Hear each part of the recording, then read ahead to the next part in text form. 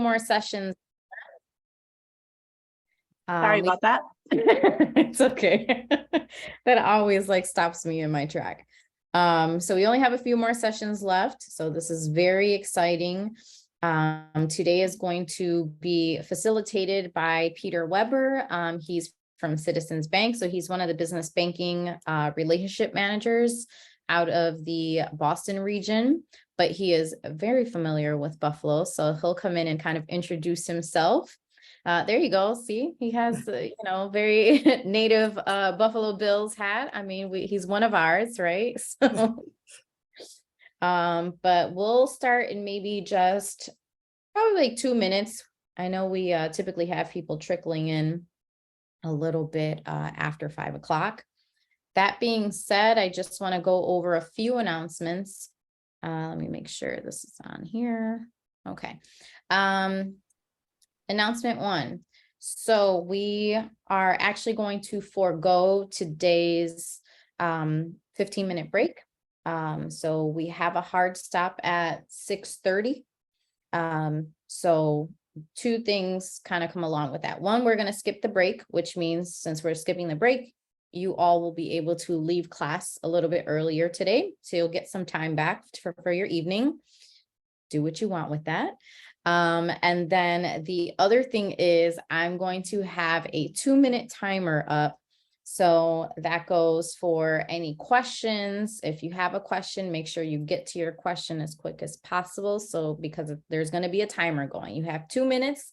You want to get that question out so that Peter can answer it.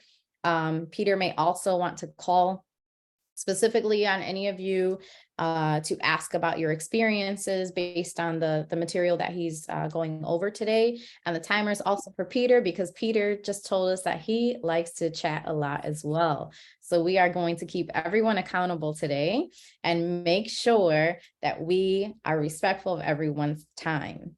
That is announcement 1. Announcement 2, thank you for those of you who signed up for mentorship. Some of you did indicate that you just need financial mentorship. Others have indicated that you need both financial and other mentorship. Registration is now closed for that. If you have not received an email, Marisol did send that out yesterday, just saying we're going to give you the details. I'm going to put the link in the chat in just a bit. That's basically, I'm going to do that towards the end of class so we don't have any distractions happening. But that's basically so that you can schedule your 30-minute session. Okay. It's with Dave Kraus.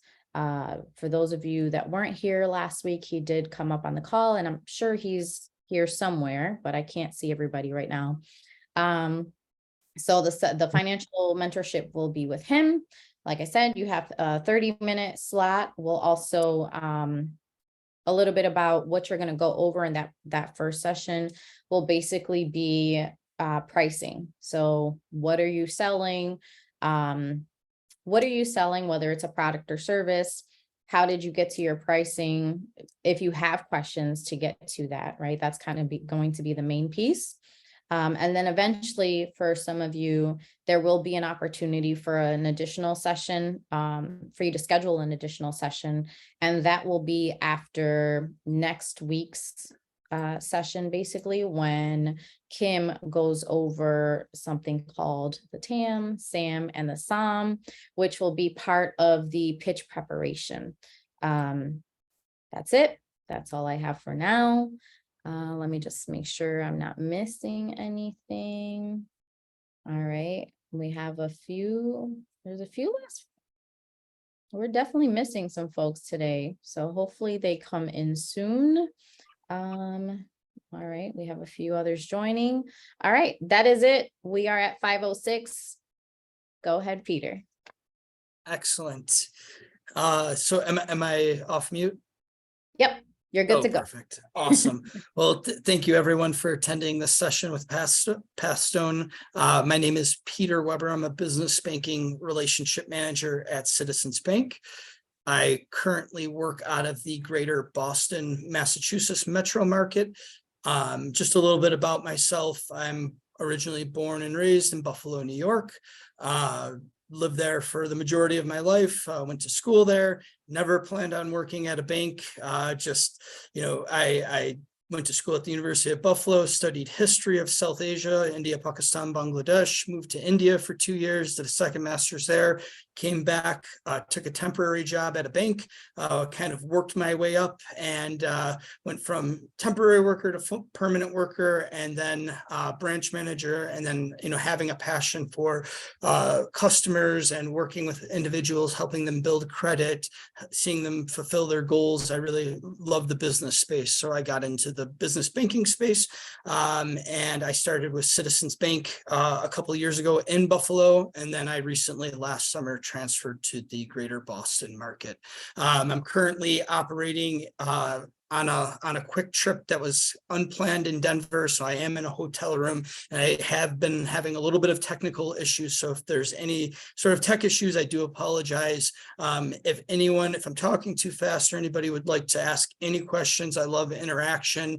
I love hearing, your own stories. If something resonates with you that I say from an experience that I've had with myself or a customer that I interweave throughout the presentation, or you'd like to share something, I would love to hear that. I think that's definitely encouraged. Jahiria is going to, definitely make sure we're following through the pace of everything. So without further question, I think we'll get everything started. But I am a diehard Buffalo Bills fan. I know a lot of people are from the Western New York market. So go Bills, and that Western New York will always be in my heart. So with that being stated, did everybody have a chance to complete the exercise sheet? That was not sent out beforehand, Peter. So Oh, that's okay. No worries. Yep. Alright. No worries. Perfect. Okay. So just a little bit of background information. I know that this is, an ongoing module, and you've learned a lot about the juice shop. So, we know that it's been very successful despite its disruptive challenges. It has been so successful that, in fact, it's opening a second shop. And when you look at a business, that's always the goal, is to, grow within your footprint, grow organically, and hopefully be able to replicate that success in additional locations. Prior to opening, there will be some steps that we will have to take, like raising cash and buying inventory. We will record these activities in our balance sheet, cash flow statement for January 1st. Then 3 months will pass, and we will construct all 3 statements to track our first quarter of selling awesome orange juice to customers. So I just want to also touch base real quick for what I do in my role working with business customers. Having sound tracking, reporting for your financial sales, it's just so crucial. Having proper cash flow and knowing that the health of your business will be to the utmost crucial part of growing and being successful. If you don't realize that you have any sort of deficient areas of growth, you won't be able to identify them. So I just cannot reinforce how important record keeping is. And also it generally is measured on quarters. There's 4 quarters in a year, every 3 months. So we look at everything from quarters, half years, and years. So if you do ever apply for a business loan, we will always ask for financials. We'll ask for, your balance sheet, your profit and loss statements, as well as tax returns, whether you're a sole proprietor, S Corp, C Corp, or LLC. So I just wanted to kind of put that out there. So as we stated, we can get into keeping in mind for the second juice shop 2.0. So we don't have to memorize everything, but just know that we will go over the calculations. So the overview of the juice shop 2.0, or the second store, the operating hours will be from 7 a.m. to 6 p.m. There'll be 1 employee staffed on a shift at a time. Hey, Peter, sorry, 1 second. Marisol, the screen is still showing today's, it says today's session. Sorry, give me 1 second. Mhm. I thought that was moving. Oh, okay. All right, try clicking one more time. All right, Peter, can you see the screen? Give me 1 second. All right.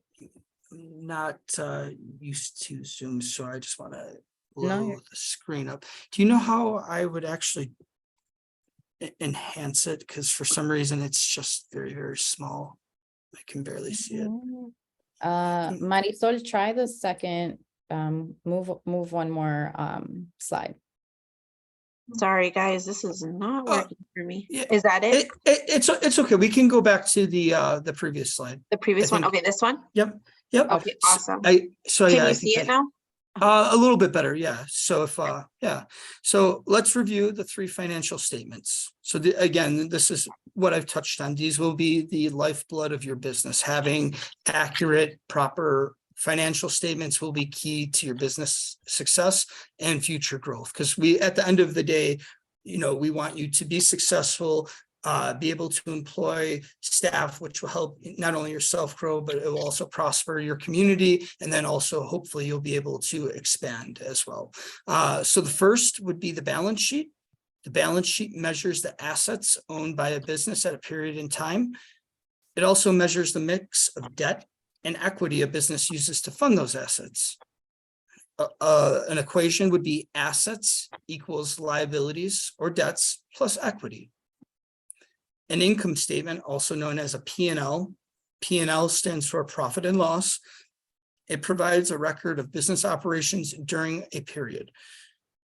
Again, we're in this example, we're going to be looking at the quarterly, but we would generally also track that on a yearly basis too. It lists a record of revenue minus all business expenses. And then your cash flow statement provides a record of the cash a business earns, so your operating activities, spends investing activities, and raises financing activities during a period. Again, this period we're going to look at is 3 months or a quarter. We'll be looking at January, I believe, to March. And lastly, the bottom line income from the income statement flows into cash from operating activities. So with that, does anybody have any questions before we start? Elizabeth did have a question. Okay. She asked, what happens with small businesses that do seasonal or that are seasonal, like farmers markets? So just 5 months a year from June to October. So 5 months a year, you would still track that. So you can always track that on an occurring basis. The time frame again, can you repeat that, please? June to October, so 5 months a year. Okay, yeah, so 5 months a year, so you would be able to track that. You would track that you would track it quarterly, but you could also track it. So you could do from June, July, August, and then you could do September, October, and just kind of end your quarter there. And then you can also track that on a yearly basis as well. Your yearly basis, since it's seasonal, would be a little bit shorter, but you would still operate that. And even if you are a seasonal business, you can still, if your goal is to potentially get, a credit product down the line, if you don't already have one, we still consider seasonal businesses, as long as we can paint the picture that it's a seasonal business. And then we have your financial statements and bank statements to paint a picture or a narrative that you are profitable or are getting sales during that period of time. Okay, awesome. Thank you. Oh, you're very welcome. Okay. I have a question. I'm sorry. Yep. So if you have peak seasons, how many yearly statements would you need to show that we profit in this season? Well, so for your season, if this is from the June to October, correct? Yes. Okay, yeah, so if we would track that, so you could look at that on the quarterly, your first quarter basis, which would technically be operating within the third quarter of the year. But I wouldn't get too hung up just because you're not operating in the traditional first or second quarter, but you can track that on the quarterly basis, which you want to do. So the quarterly, tracking it on a quarterly basis, what that allows you to do essentially is to have a smaller snapshot, because if you're just whether you're operating January to December year round, or you're operating 5 months a year, 6 months a year, 9 months a year, so be it. You want those smaller snapshots so you can indicate if there's growth or if you see problem areas. If you are, if you're holding inventory or you are operating at a loss, you're going to want to do something to try to rectify that situation. So that's why operating on a quarterly basis allows you to identify those trends. And then also, let's say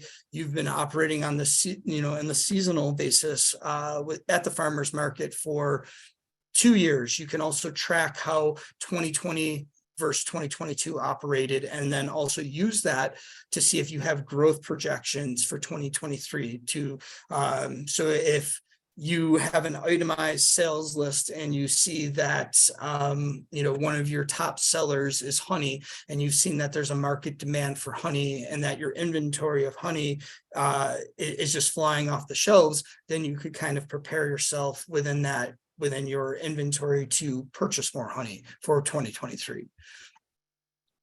Got it. Thank you. Did that help or answer the question? Yes, you did. Thank you so much. Oh, perfect. Awesome. And I love farmers markets, by the way. I always frequent those. So with that stated, are there any other questions before I move on? I don't see any in the chat right now. Okay. So I do want to just kind of do a deeper dive within this. With all of the participants here, can anybody talk to the financial statements, the experience you've had, or any challenges you've had with compiling a financial statement, or any success stories where you were able to track something that was either tracking to be negative that you were able to rectify through good record keeping, or a total success story where you were able to, blow it out of the water because you were able to track that and monitor that accurately? So, Um, go I ahead, Amber. Yeah, I would say I remember prior to the pandemic when I was I think it was the end of 2019, I was getting ready to file my taxes, and it was my first year in business, and they were asking all these questions about statements and everything, and I didn't have any of that. However, my website, I was doing ticket sales, and so when people were purchasing tickets through my website, the hosting kept record of everything, so I was able to compile that way. But since then, I've learned that I need to keep a track of this so I won't be so overwhelmed at the end of the year. Absolutely. And that's a great example. So a business that existed prior to the pandemic. And then let me ask you this, and I'm sorry, was this Amber? It's Amber, yes. So thank you very much, first off, for sharing, Amber. So with the pandemic, how did you face that, and how did your balance sheet or other financial statements look as you were kind of compiling that moving forward in subsequent years? Well, that particular year, because the hosting kept track of it, I was able to input it. And so when I inputted myself, it took a long time and it was very overwhelming. But then I began to use QuickBooks. And so I learned to do it at a steady pace, and it was easier. If that answers the question, yeah. Yeah, no, it definitely does. And that was going to be my next question. And this is a wider question that I posed to the group. So what are the methods that you utilize to track your financial statements? Thank you very much, Amber. If you use QuickBooks, if you're doing this manually, if they're CPA prepared statements, would anybody like to share how they keep track? Anyone else, feel free to come off mute and share your experience, or if you feel more comfortable putting in the chat, feel free. This is Joy. Can you hear me? Yes, Joy. Hi, Joy. I use QuickBooks as well, so I prepare my estimates on QuickBooks. And if the potential customer commits, then I generate an invoice from QuickBooks. And then once they pay, I apply that payment. And that's how I've been keeping track.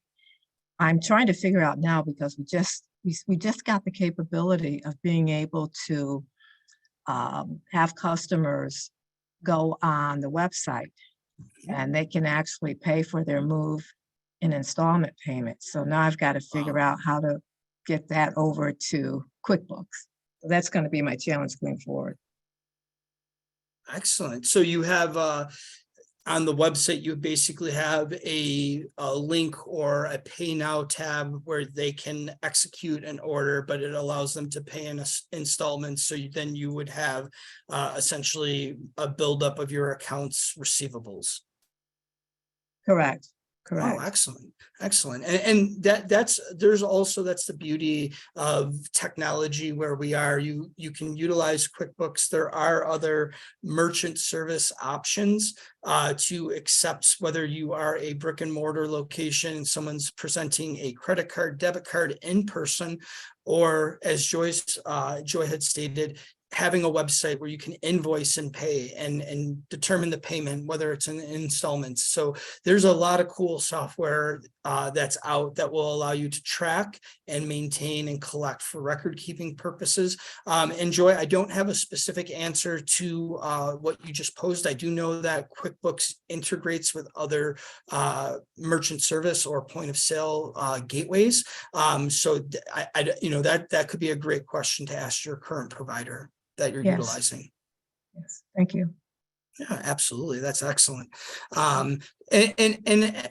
Also, before we go forward, I'd also like to just get a sense of how everybody receives their payments, if it is in cash, check, credit card, debit card, or in some installment scenario like Joyce had said. I I'm can gonna tell you, we take all of that. Nice. I'm gonna ask anyone else if you can go ahead and put your response in the chat. We already have someone here, Crystal, saying all three. While you go ahead and put your responses in, I see Jacqueline, you have your hand up. You want to come off mute? Yes. So my question is, for the people who have used QuickBooks, is it, and they could put it in the chat, is it something that you could get on and then log, like it's April, can I log in and capture everything from January to current, or does it only start from the time you are moving forward?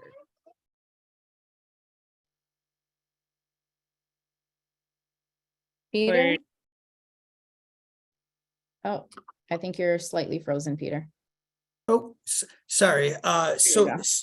So pertaining to QuickBooks, that I believe you may be able to retroactively add that. I'm not entirely sure. Anyone in the group who's utilized QuickBooks, have you been able to retroactively add past months if you've just onboarded? I use it and it automatically goes back about 4 to 5 months or to your last quarter. So it does go back to your transactions. It allows you to itemize them. Perfect. Awesome. Thank you, Monique. And, And oh, I hear sorry, no, someone- please. Sorry. So with that, and also, did Melissa send you the Excel sheet with the different for the balance sheet with the slides, any chance? No, I don't recall seeing that. Let me Sorry. see if I can get that to you real quick. All right. And then while you do that, Peter, Raquel, I see you have your hand up. Did you want to come off mute? Yeah. So I know Peter had asked, like, what were some of the struggles that we might have had. So I know I used Wave Apps, which is actually a free program, and it's very similar to QuickBooks. I've kind of looked at both of them, and for me, it's been super easy starting out. But I know one of the problems that I initially had was being that I was an LLC. I had read that I couldn't pay myself. And so I was like keeping everything, all together. And so that very first year of like looking, or when I was trying to print out my profit loss, I was using my business account for everything, which I have learned is a big no-no. especially in keeping, things as an LLC and not being responsible or liable. So that's definitely a big thing that I've learned, but it was definitely a struggle trying to separate all of those things. Yeah, And it made it thank- hard to turn out a good profit loss. Yeah, thanks for sharing that. And I think from my knowledge of Waves, you can also utilize different types of payments on that, like ACH, if I'm not correct. So that's the beauty of where we're at in 2023. You can, of course, track everything by hand if you'd like, but there's great resources out like QuickBooks. Traditional financial institutions do offer payment processing gateways like the merchant services that we've talked about, but also ACH that can eliminate check writing. Fraud is also something. I know that this is mainly talking about financial statements today, but I would be remiss if I, also want to put fraud mitigation on everybody's radar. Whether you're financial, I would talk to your financial institution about that and looking at tips and ways that you can mitigate fraud, because every time you hand out a check, you're putting your account number and routing number on the bottom of that. So there is exposure to that. So if you can use some form of gateway to either pay somebody or something as an ACH, which is automated clearinghouse, which is essentially like sending an electronic check, that can help reduce your exposure. So that's just something I always like to add. I know it's not directly related to this topic, but I feel as a banker, I would be remiss if I didn't add that in there. Awesome. Thanks, Peter. And so we do have the Excel up Yep. now. Yep. So if you could go to in the bottom left-hand corner, I believe there's a let's see here. So it says Got there's shop details. Mhm. Step 1, step 2, step 3, step 4. Any of those? Yeah. So if we can just start at shop details. Okay. Yep. So as we went over, we talked about the hourly structure. We talked about, the rent that is also included. That's something that you're going to want to definitely calculate. The wage for the employees. And we can also, again, in this specific instance, we're talking that all customers pay with cash or card at the time. There are no accounts receivable. So I know, I believe Joy had stated on the line that she does have account receivables, which I love to hear that, but for our, instance, we'll definitely not bring that into this example. But it is very important to know that all operating costs are paid as they're incurred. So basically there are no accounts payable either.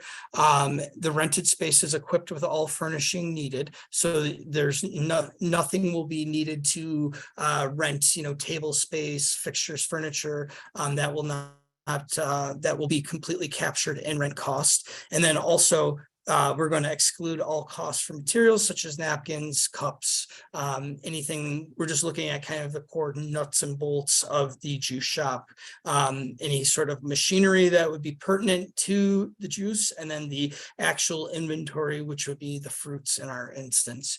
And we will assume that all interest and tax payments will be handled in your annual statement. We're not going to worry about those now, and we're just going to disregard any other costs and only focus on the ones spelled out in this specific example.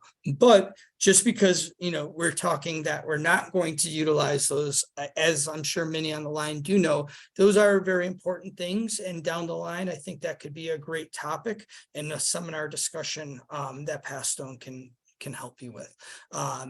So let me just pull this, just pulling back. And then I hate to toggle back and forth, but can we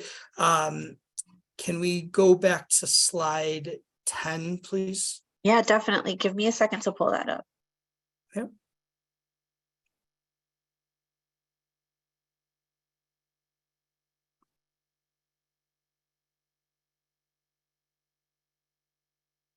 The one that says balance sheet, right? Yep. Okay. And all set. okay. Awesome. And so with the balance sheet, we're going to dive a little bit deeper into the balance sheet to start. I will leave the highlights on this. So that was the screen. We'll go back to that in a few minutes. The key to keep in mind is that the balance sheet measures what we own and how we paid for those assets. For many of you, your business may be completely self-financed. In that case, you would have a very large equity position in the business. So on the line, does everybody fully own their own entity, or is there private equity injected, either in the form of venture capital or maybe family or friend or other business entity investment? Can feel free to put it in the chat, or if you want to come off mute and mention what you have going on. I just want to go ahead and give Peter a time count. So we're at 5:32, Peter, just so you know. Okay, cool. Thank you. Yeah, no problem. All right, so we have a few things going on in the chat. So Okay. I see a lot of people saying fully owned, self-owned, 100%. There's an LLC partnership with a son.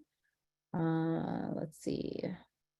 All right, so it looks like a majority are fully owned. Okay, perfect. Yeah. And that could be something down the line that is potentially maybe your growth is exponential and you have a need for financing and or purchasing a building expansion. And that's always something that you may face. Someone may offer to inject liquidity into your business for an ownership share. So those are always things that you can explore moving down the line. And real quick, I would like to just go back to the past slide 9 real quick. There was just one thing I wanted to just cover. I'm sorry about that. Awesome. So with this, and I just want to make sure, did we have any additional questions on this before moving forward? I don't see any hands up or any questions in the chat, so I think we're good. Okay, perfect. I have one question. I'm sorry. No, you're good. Go ahead. So, so when you're financing a business with your own 401k, you're paying the 20% on that. Where does that go if it's going directly to the business? So that's a great question. So you're talking about basically, so are you collateralizing your 401k, or are you just doing a draw on the 401k to inject liquidity? Just a draw. So with that would essentially be cash that is being put into the business. That's a great question. I generally I haven't really worked with an example like that. So that's something that I can, and was that Amber? Yes. Okay, so Amber, what I can do, I can reach out and get a little bit further detail on that. And I can also see if one of my financial advisors can also assist me, because I would love to give you a detailed answer on that and the tax implication. Okay, thank you. You're very welcome. And then, so then I get, we can move ahead. We can move ahead to slide number. Yep. So Balance sheet, or I have this one here. Yep. Let's we can go back to the balance sheet. And then, so as we stated, the key to keep in mind with the balance sheet is that it helps us measure what we own and how we paid for those assets. For many of you, so as we talked about that, we were talking about the private equity, or if you were personally owned, everybody seems to be personally owned. There is the family entity that we covered that someone did share. And then if you could go to step 1 on the balance sheet. the actual Excel spreadsheet, sorry.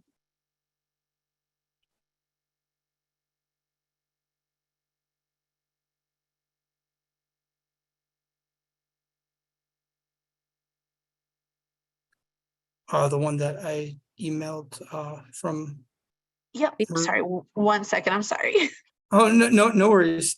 The computer's Sorry, being a little slow, so sorry. And I do apologize. I also am having tech issues since I'm out of state and out of market. No worries. Okay, so And which tab do you want me to highlight? tab 1, step 1, please. Step 1, okay, gotcha. And what we can do too that I think can be beneficial, I'll have Maria and Melissa send out the worksheets. So if anyone wants to play around with this, and then I will send this one out, which has the answers. So you can try at home to play around to see if you're, getting the hang of it. It sounds like everybody pretty much has a pretty good working knowledge of this, but I'll just go through it. So, we're talking about getting shop number 2 open and ready. So we're talking about basically within this balance sheet what we have. So in this specific example from the pre-work, I don't know if anyone had a chance or, it sounds like it wasn't shared, so no worries. In this specific example, what we had is there was a personal contribution of $3,000 from savings. So your own personal injection of liquidity. You borrowed $2,000 from a close friend who was inspired by your idea. So, you've really pitched it. They saw your passion within the idea, because as I'm sure I don't have to tell anybody, you're essentially not only the owner of your business, but you're also the brand ambassador. So living, breathing, being that business is essential. So whether you're in the shop, online at a farmer's market, you're always representing your business. So that is just so crucial. And I can tell you from working with business customers, having ideas spread, there are people who will inject private liquidity into businesses because they believe in it. And then the third portion is you secured a $10,000 loan from a community lender through a small business lending program. So within this, this is already completed. Generally, we would have you do this and then we would kind of check to double see. But so the IOU from the friend, that's essentially debt that would be classified as a debt. The $10,000 loan, whether that was a line of credit or a term facility, that would be a debt. And then contribution from personal savings, that would be considered equity. So we would kind of put that all into one column, and that would be total debt equity on your balance sheet. And just as a question again for group participation, has anybody had success in either obtaining an SBA loan, any form of community-based grant, anything through a small lender, line of credit, term loan facilities?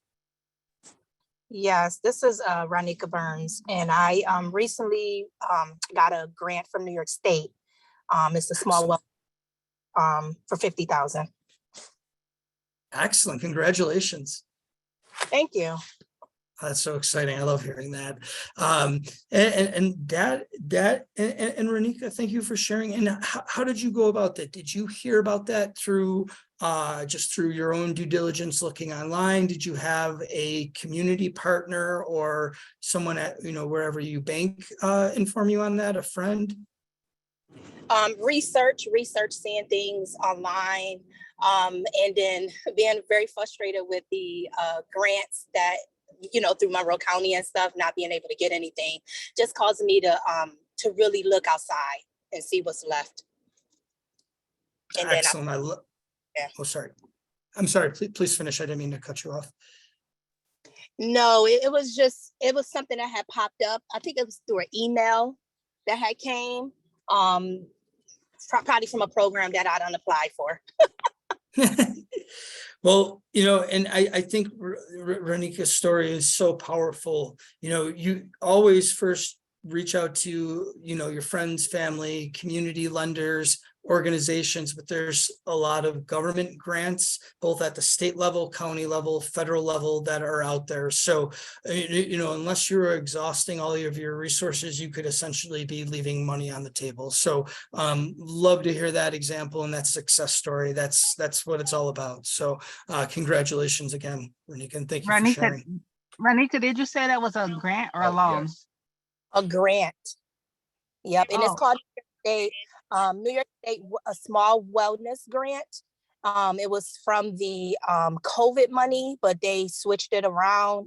And now that I am dealing with New York State, more things are coming down the line, which is also a blessing that I never would thought would have happened. Oh, wow, No, the congratulations. transfer pin was 2005.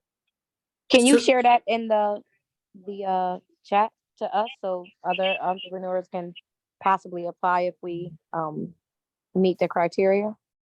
Definitely will. Yep. Because Monroe County definitely is a joke with their grants. Like, definitely is a joke. And it's a lot of businesses that I know who do need assistance, who can't find the resources. And if there are still grants and grant money out there, it would be a blessing to share it. Will do. Definitely will. Ronika, Ronnie? you said that you obtained the New York State Small Wellness Grant. Yes. Yep. And you can look it up. It's New York State Small Wellness Grant. And you have to do like a pitch for it, of course. But I really told my story. And I didn't try to, because I was already disappointed in the city of Rochester and Monroe County grant. So I was just like, it is what it is. So if they give it to me, they do, type thing. And I was blessed with it. So I just, Telling my story, my personal story of why I did start in my business. I think that's what really helped. awesome. Thank you. That's so awesome and powerful. And what my other advice would be to the participants tonight is really build your networks up. As you're through such a great organization and working with Pathstone, really, I would try to connect with as many people, utilize LinkedIn. Anyone who's on this call, I would try to find them, connect with them on LinkedIn so you have them as an asset, because we're all in this together. The more that information is shared, like Ronika's story, that the more we all benefit from it. So leverage your partners, leverage your network. We can learn all together. So that's awesome. I love hearing that. I'll just pop in real quick. This is Jahida. There actually is a grant that Pathstone is doing right now. It is in combination with a loan, but it's called the We Rock program. And so here in the economic development site, we're doing that, but there's also some funds for the workforce development department as well. Those that are interested in more information, I can go ahead and put the link in the chat. But as Peter said, and obviously Ronika is a good example, there are some opportunities out there, but you really do have to try and leverage your network and just kind of know what's happening. So I'll put that in the chat, and it is specific to Monroe County businesses. So unfortunately, Buffalo, you cannot participate in that, but anytime anything comes through, we'll definitely make sure to let you all know as well. And for the instance of time, I know that I'm totally abusing the time frame, and I'll start burning through these slides more. But I just think these type of examples are very important. And just like Ronika said, she had to sell her story, and I would always have, a business plan, which I'm sure all of you have, but have, 4 to 6 key points, tenets that you can always have for your elevator pitch at any time. I would practice that quite oftenly, because quite often you never know who you may meet, whether it's, a grant committee, or if you're just meeting somebody on the street that you're doing business with, or someone who's walking by. It's just always key to market yourself, have business cards if possible, always be accessible through email, phone, it is just so key as you grow your business. So can we please shift back to slide 11? So, and I for purpose of time, I will go through these a bit quicker because I know we only have 45 minutes left. So I do apologize for that time gap, but I do think, you know, the conversation was very fruitful, and I hope everybody, you know, took away something from that. So looking at the three financial statements, the balance sheet, for a quick example, let's just say we have a generic business. Let's start looking at the asset side. Let's say the business has $100 in cash, $400 in raw material, and then $500 in finished goods ready to sell. Those are the assets that the business owns, and we can see those assets sum up to $1,000, right? So we have the 100, 400, 500, thus equaling the 1,000. So that's great and not surprising. This hypothetical business we're thinking of has the assets on the left-hand side of the balance sheet. Very easily helps us to take stock of what we own. But where did the money needed to procure these assets come from? Looking at the right side, we see we have two columns: bank loan 500, equity 500. We can see that the sources of financing were used Peter, to gain I'm these. sorry. Yep. I'm so sorry to interrupt you. Did Mhm. you want the Excel file pulled up again? Oh, I'm sorry, slide 11 on the PowerPoint. Oh, okay, sorry. I just want to So- make sure. It says balance sheet. Oh, you know what? It's right here. Yep. Oh, I'm sorry about that. No, that's fine. I thought it was showing. Okay, there it is. Yep. So essentially, the assets all equate to 1,000, and then the liabilities, equities all equate to 1,000. But we do see that there are specific line items for this. So, you know, whether you're trying to get a loan, this helps paint a picture of your actual costs and helps you have a breakdown of everything. You know, as we start on the right-hand side, we start with liabilities. Here you can see the business has two sources of financing. The first is a bank loan at $500. That is a liability because it must be paid back. The bank is always obviously going to want their money back. And interest expense is something that will probably go along with that. And let's say that in addition to borrowing the $500 from the bank, you contribute $500 of your own money. That appears down in the bottom right of the equity section. The reason for that is because your contribution, that's your equity. That's what you own in the business.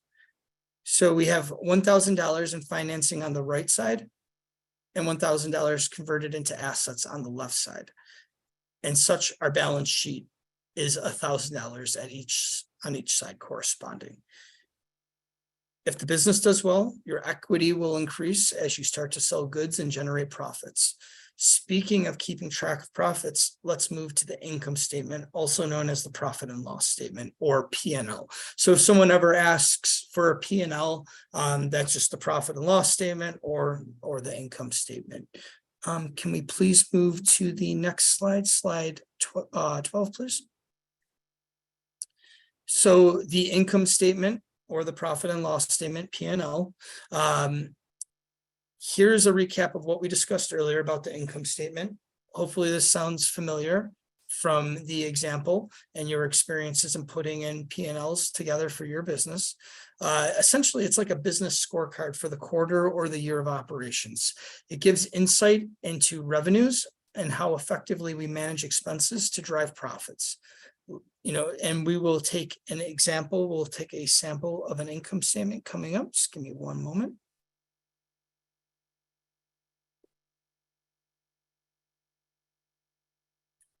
Okay, thank you very much for sliding. And let's take a look at how we may construct an income statement. Let's say we generated $1,000 in sales. Okay. Is that the one? Sorry. Yep, that is the one. Just trying to see, give me one moment. I think that's the corresponding.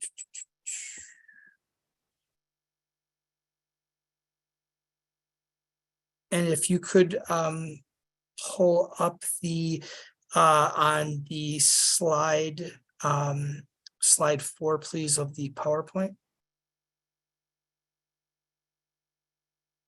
Sorry, the Excel file or the Or PowerPoint? yeah, I meant to say the Excel file, my apologies. No, no worries. Okay, so step 4. Yep. Okay. So this is the quarterly income statement from the example. I know, again, the pre-work was not sent out, but we will have that sent out. So if you want to plug and play and kind of go through it yourself and see how it looks, this is the finished product. So this is looking at the first 3 months for the quarter. So that would be from January to March 31st. The profit and loss statement that we use to record results of operations. We start by calculating the revenues, price, X volume in the top line. Then we deduct raw materials, labor, rent, insurance, and depreciation costs to arrive at the operating profit. So the assumptions within this calculation, and this was in the pre-work as well, is 90 days of operation. The shop operates for 11 hours per day. 1 team member is on duty at all times. And I believe their salary was the $15 hourly wage. So if you look down at the calculate revenue section, we're going to look. So it's $4 for the unit of the cup of orange juice. We're putting 200 units or volume per day of juice sold at that $4. And then we times that by 90 days in the quarter, which would then equate to the $72,000 in quarterly revenue. The next section down, it helps us to calculate the raw material costs. So that's where in the example, and when I first was reading that, we're not looking at things such as napkins, plates, we're just looking at the actual cup itself. So in this example, we're looking at the cup, the oranges per glass that go into the cup, the cost per orange. And again, we're looking at that quarterly 90-day period, and then the 200 units sold per day. So the cost per orange is $2.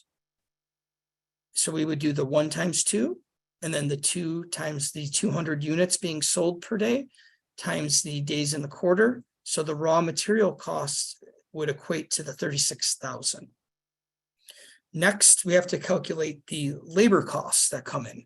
And remember, we only have 1 employee working for the 11 hours at the $15 per hour, and that 90-day period, which is our quarter that we're looking at. So we would do the calculation of the hourly wage times 1 employee on shift, times the hours in a day, and then times the days in the quarter. And we would arrive at the labor cost of $14,850. And then we would also look at the rent costs. Monthly rent that we calculated below would be $2,500 per month. And again, we're looking at that quarterly period for our period of time, which would be the 3 months. So 2,500 times 3 would be the $7,500. And then also, insurance is a very important thing. We would look at $1,500 for insurance cost. And then we would calculate the monthly depreciation. In this case, the machine cost is $1,200. And the useful life of it is 24 months. And then essentially within that calculation, we're doing 1,200 divided by 24 months. And we can do $50 of monthly depreciation. And then for the quarterly, of course, since we're doing, everything is based on the quarter and we're looking at 3 months in the quarter, we would take that $50 times 3 equaling the $150 in depreciation. So then if we could go back to the 13 for the income statement. So that was the example of the actual juice shop. And just so I know, in the prior modules, was everybody looking at the juice shop and doing the calculations based on that? That's something that we went over in the last class, but Okay. I believe there was much to play around with it afterwards. Yeah, So- no, Go ahead. yeah, no worries. I just wanted to see if, the juice shop was, everybody was familiar with it and if that added value, kind of looking at the breakdown. And like I said, I can make sure Maria and Melissa send out the information to you guys so we can go over it. And if there's any questions, you can always reach out regarding that. So, I wanted to give that example so we can actually kind of look at that, down pat.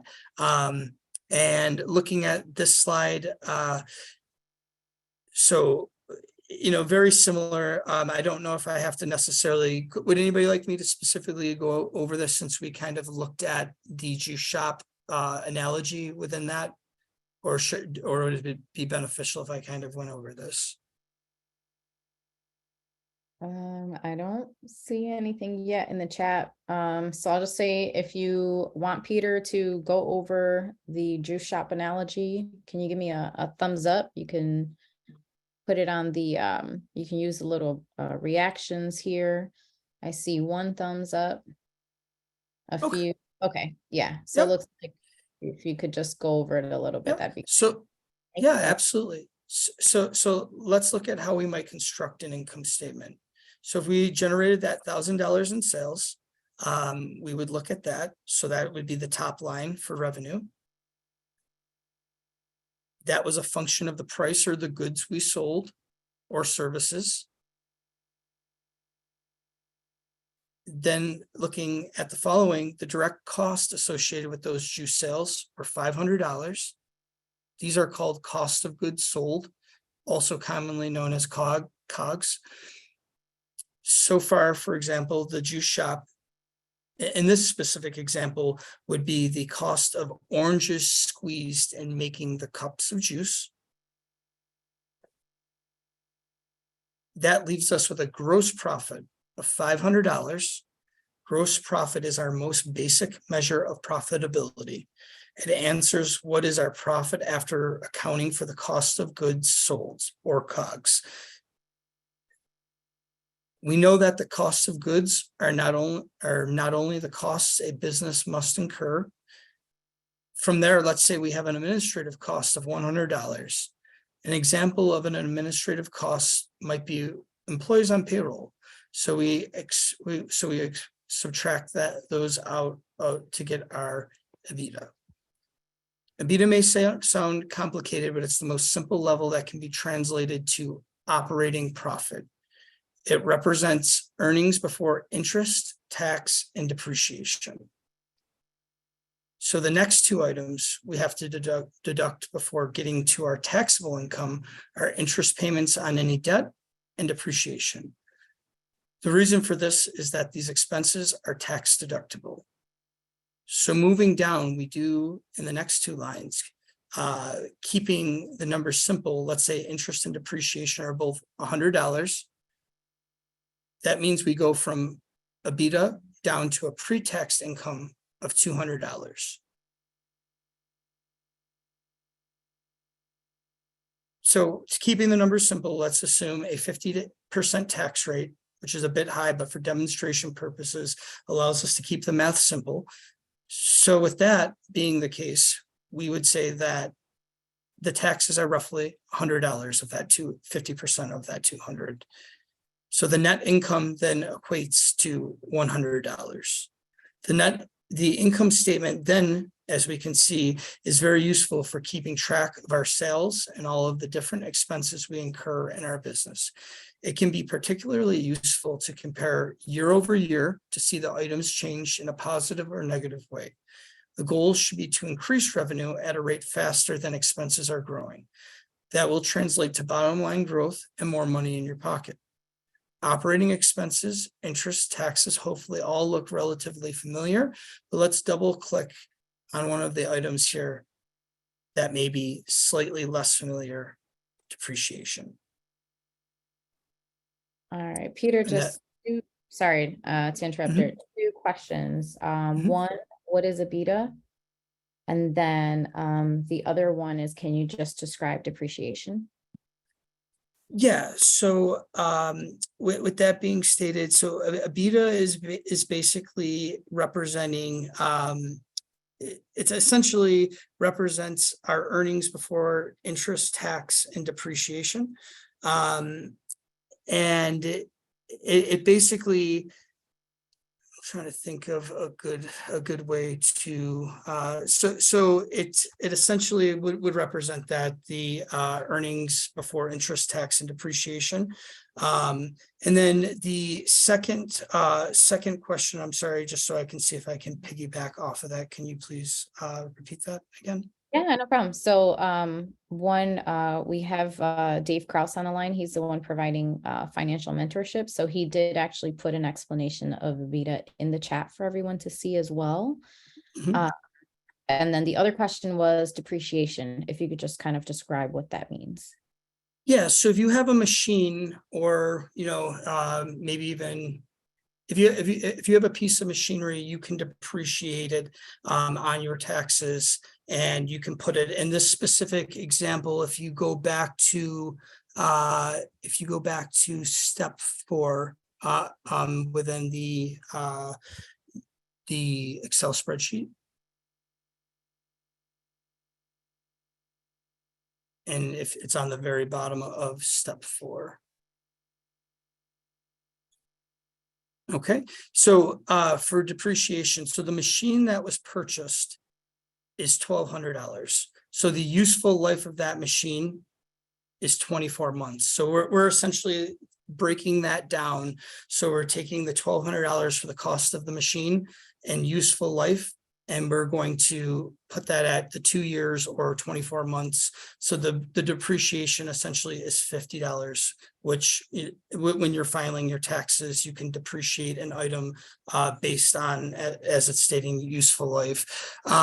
So with multiplying the depreciation, since we're going on a quarterly basis, we would take that monthly depreciation and then times it by 3. And then you would have the quarterly depreciation expense of $150.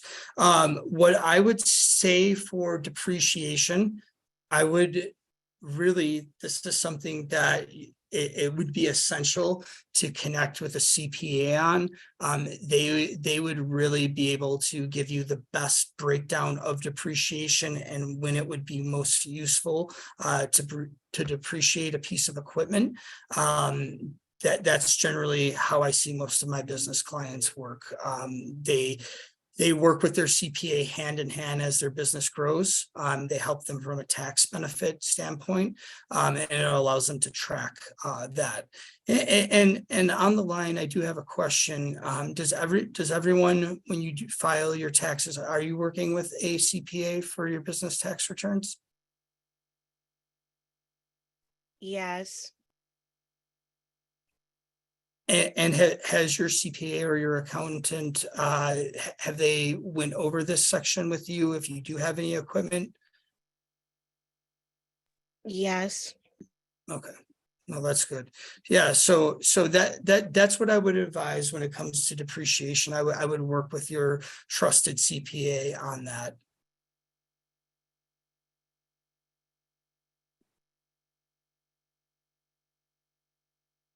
And then, so for the next slide, it is a deeper dive on depreciation on slide 14. And I do know, so we have approximately 13 slides left in 25 minutes, because I do have a hard stop at 6:30.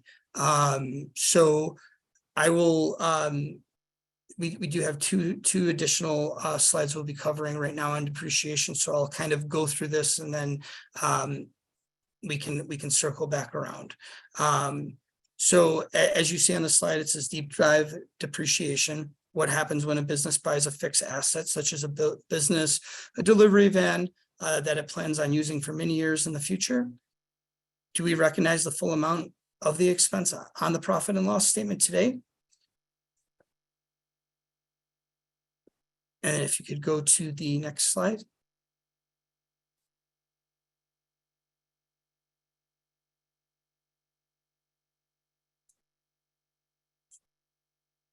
All set. Yep, thank you. So to account for the use of a fixed asset over the course of multiple years of operation, accountants use a method called depreciation. Depreciation allows a business to spread the cost of a fixed asset over the course of its useful life. By doing so, we can recognize a portion of the asset's cost over time.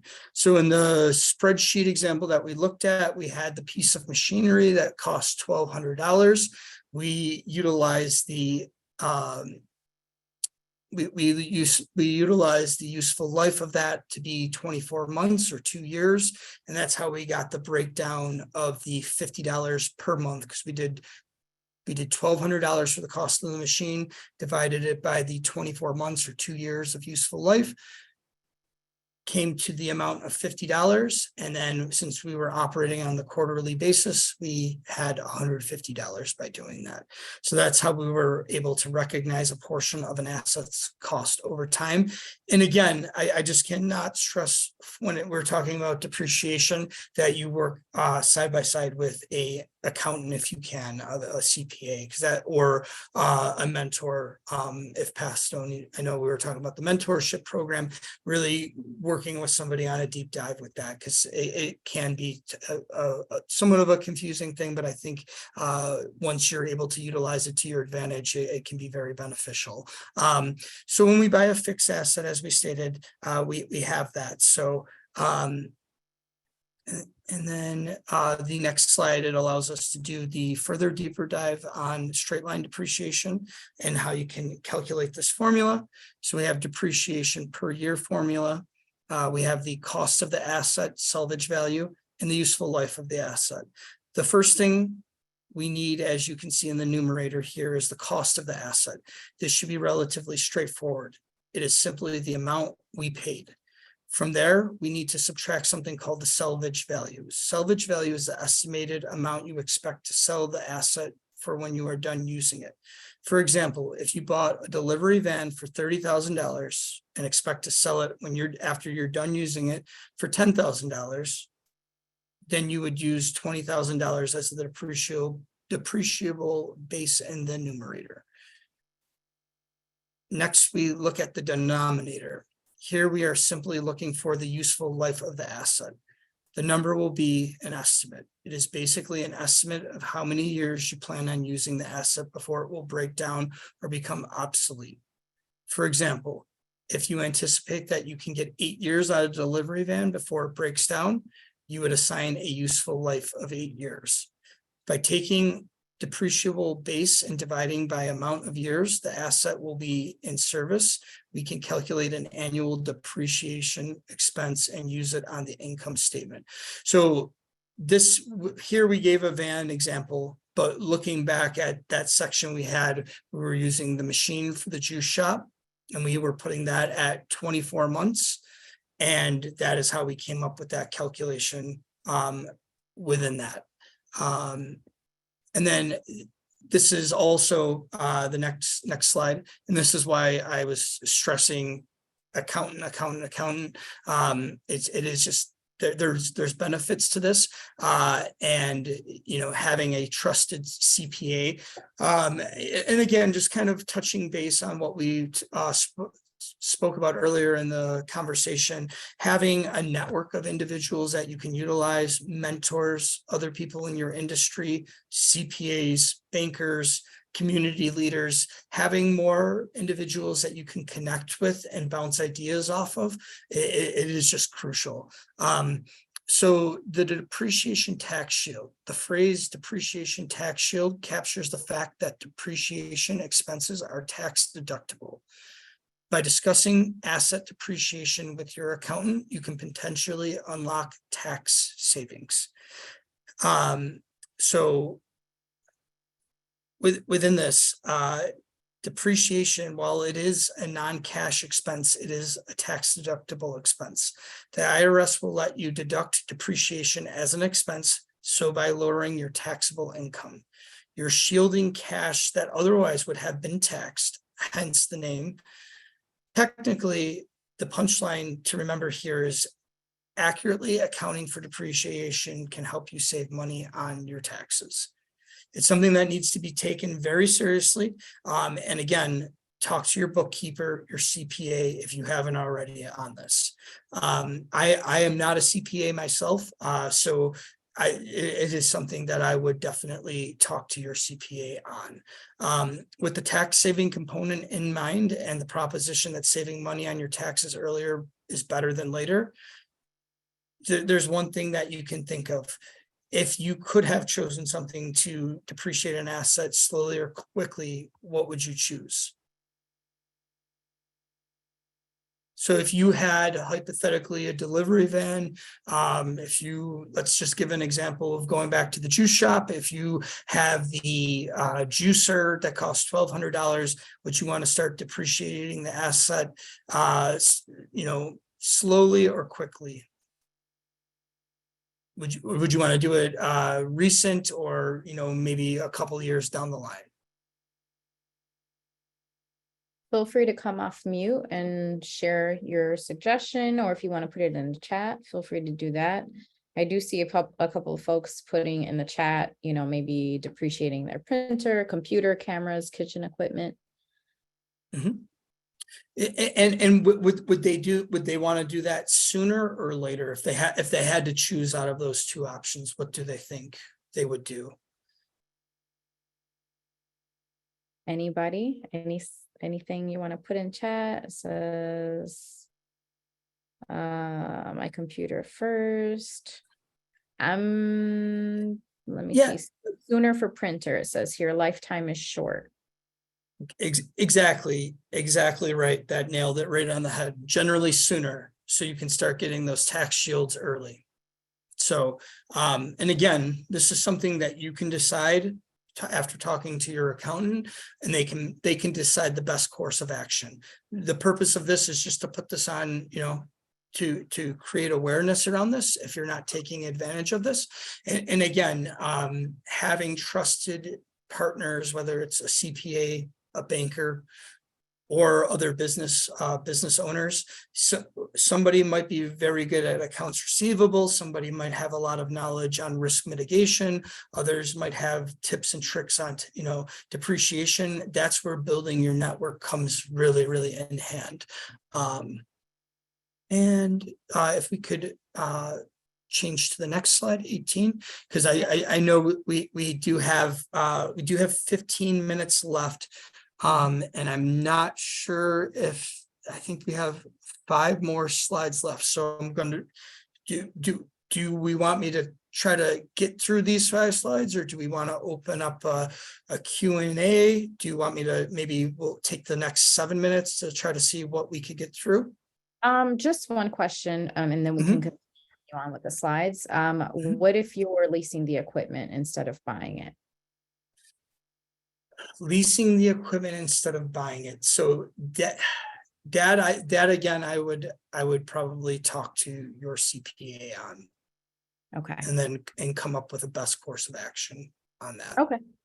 No problem. All right. What's the next slide that we're going to? Next slide is 18, the cash flow statement. Okay. Perfect. So the cash flow statement, here's a recap of what we discussed earlier about the cash flow statement. The cash flow statement is really a map that shows how cash is moving in and out of your business.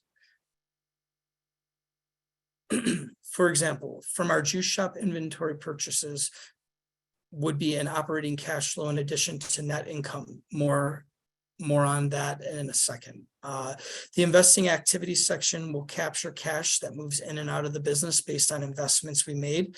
For example, buying a machine for the juice shop is an example of cash outflow related to investing activities. The financing section captures cash that the business either raises from debt or equity holders by borrowing or selling equity, or pays out in the form of interest payments or principal repayments to lenders or dividends to investors. Let me just pull this up.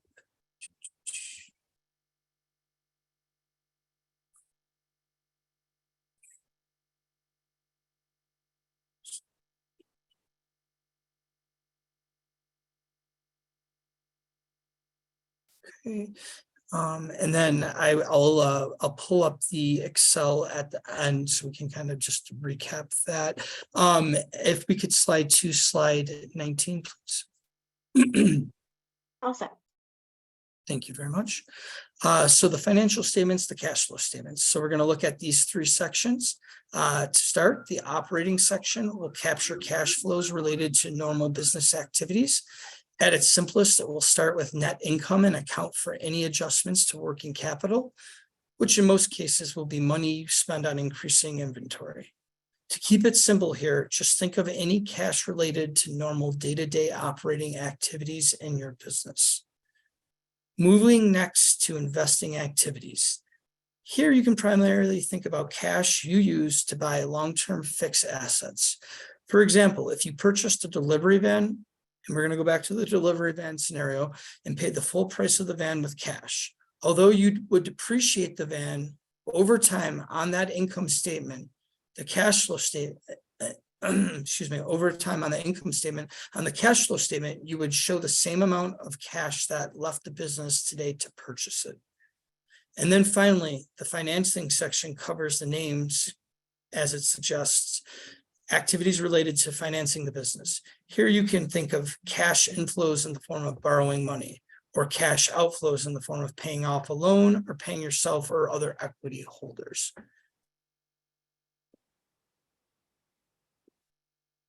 And then if we could slide to number 20.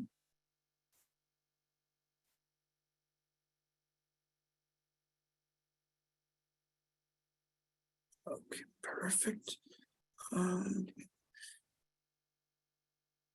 So as we stated, the cash flow statement, it can be tricky, but it is extremely important. We all know what essentially the saying is, cash is king, and we know that we need cash in order to keep the lights on. So if we can get really good at cash tracking or managing that cash flow and how it moves in and out of our business, we'll all become much better business owners. We're going to look at the three sections of cash flow statements and try to answer the question you see on the screen here. Basically, we're asking, in your first year, when you have a lot going on in your business up and running, where did you think cash will be coming in and out of your business also as a source, and where do you think cash would be moving out as a net inflow or use? So within cash flow statements, can we get any stories or any engagement on how in your first year, how cash flow, essentially your experience with it was, if you had any major, I guess, aha light bulb moments, or anything that you learned from your first year with managing cash flow and the importance of it that you were able to carry on in your future, second, third year or fourth year of business. Do we have any examples that anyone would like to share? Feel free to come off mute.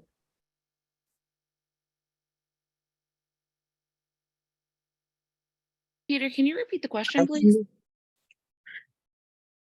Yeah, so essentially just within your own business, with your cash flow statements, as you started your business, you were operating in your first year. What were some of the challenges that you either faced with dealing with cash flow, your understanding of it, and either, I guess, how you grappled with any challenges, obstacles that came, and then how you were able to grow and expand and build off of your first year of working with cash flow within your business in future subsequent years?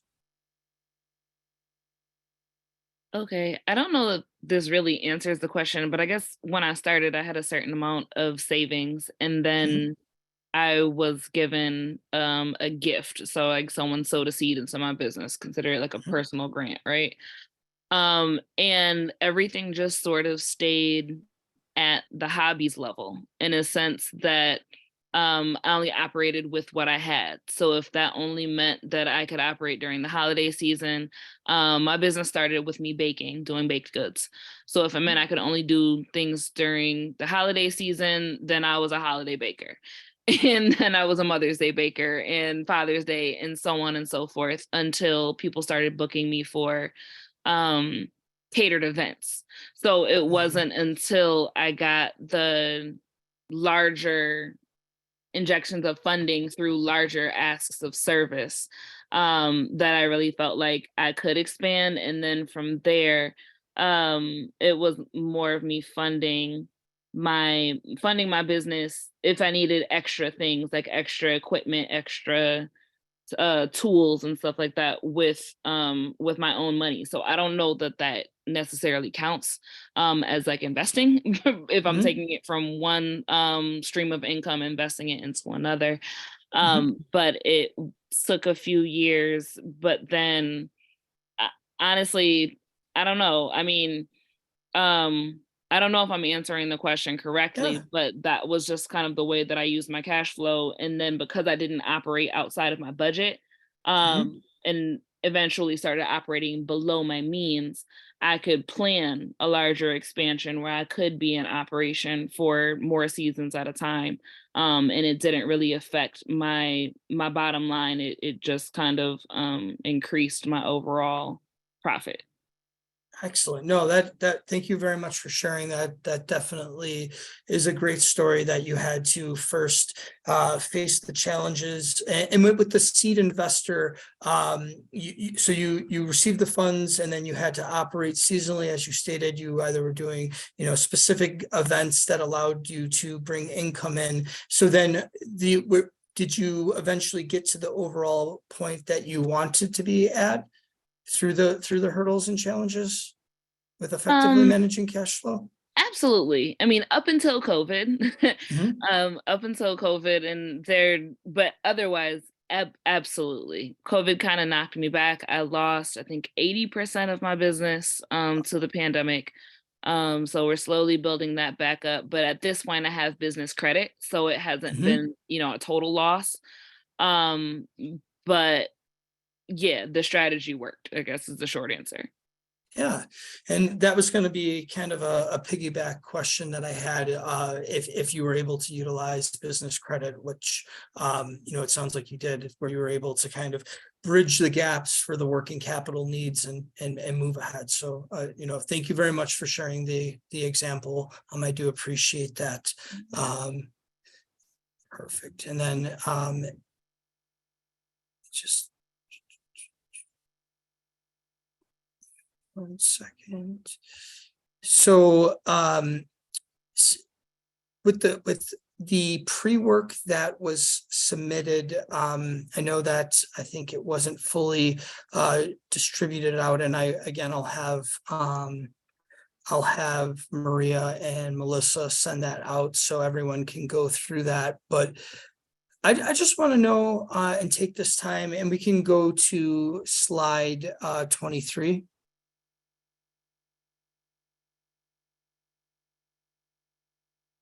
So with everything, it sounds like everyone has a pretty good grasp of the balance sheet aspect. It seems like we had a lot of questions on depreciation and EBITDA, and what I would recommend is that you utilize the accountant. I can't stress how important that is. And then also, if with Passstone, are there seminars around business credit and like the fundamentals of business lending? Not around business credit per se. In terms of lending, it is something that we do, but we don't have like a workshop specifically around here's how to get funded. Okay. So what I would recommend to everyone to kind of takeaways from this is, we'll send out the pre-work and the forms so you can kind of play around with that. And then in subsequent sessions, we can maybe, reschedule, and I'd be more than happy to jump on it again if needed, or if one of my other colleagues would like to join. But I think it would be beneficial if we sent out the pre-work, we went through it again. And then also what I would recommend is just the fundamentals of business credit and lending, so you can get used to that. Not everybody needs to established business credit. I mean, ideally, you would like to have it so you can bridge those gaps for working capital, meeting payroll expenses, financing, purchasing any sort of equipment vehicles that will help your business grow.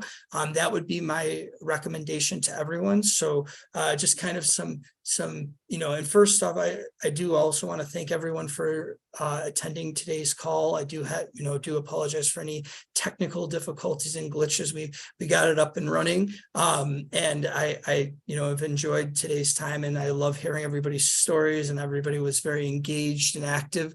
But some key takeaways for me, just make sure you ask questions, build your network, see what type of grants are going on at the local, state, county, state, and then federal level, and partner with a good CPA, a banker, and then also form peer network groups either on LinkedIn, Facebook, if your local community has a chamber of commerce, either at the city level or county level, I would attend, it's great to attend the different network mixer sessions that do go on. You can really meet a lot of people either in your industry or outside of your industry, but knowledge is power. And the more people the more connections are built and you can bounce ideas off of, because you might have a specific question on depreciation that you can ask an accountant, but maybe, Karen Smith from 123 Lumber has faced that specific instance that you have the question on. You can pick up the phone and ask. So, as this slide shows, it's go time. I am a diehard Buffalo Bills fan. I wish I was like Von Miller, as eloquent as he is speaking, to get everybody up and ready to, go sack the quarterback. But, I thank everyone for their time today. I know we were, the time constraints we were facing, but does anybody have any last minute questions or feedback? I do have 2 minutes left, and I am sorry, I do have a hard exit. So far, nothing. But I just want to thank you, Peter, for definitely, coming in. I know everything was a little chaotic, and we really do appreciate you coming in, even though you had this last minute travel emergency. So we really appreciate that. And a huge round of applause for you and Marisol in the background doing all of the presentation slides, flipping back and forth. Huge thumbs up to both of you. I know you have 1 more minute, Peter. We'd be happy to have you back. We have a few more classes, which those are going to be primarily going towards pitch presentation. So we'd be happy to have you back. The 25th of this month is the pitch competition. So you'll definitely get to hear some of the folks on the line just pitch their businesses and potentially win up to $5,000. Yeah, so everyone on the call, Peter, if you have to jump off, feel free to jump off. But just to let everyone on the call know, we are going to send out, for those of you that signed up for the mentorship, we're going to email you the link so that you can schedule your 30-minute session with Dave. That'll be going out in the next, 5-10 minutes or so after we jump off today's call. Here's the link again for the We Rock grant / loan program.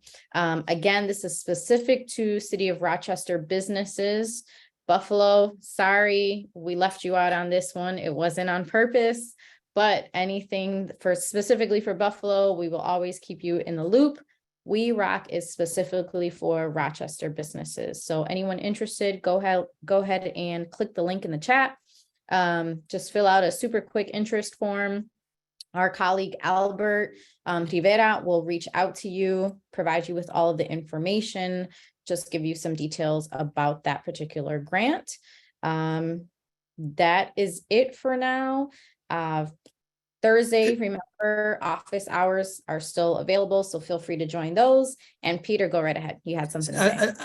I'm so sorry. And No, you're before I good. jump, I just thank you, Jahiria. I really appreciate it. And Marisol, thank you very much, for being great partners in this exercise. And I want to, congratulate everyone on your journey thus far. And I wish you all the best of luck and best of, success in the future.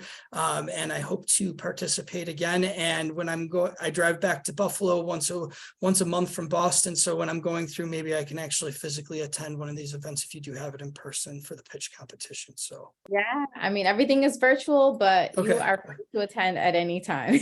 yeah, well, I please keep me posted and in the loop. And if everyone's participating in the pitch competition, best of luck. And thank you, everyone. Awesome. Thank you again, Peter. Thank Thank you you, Zahira. everyone for Thank you, Marissa. joining. All right, folks, we will see you. You have about an hour back from tonight. So enjoy it, get some sleep, get some snacks, watch some TV, whatever you want to do. But we will see you soon. Have a good night, guys. Bye. Take care.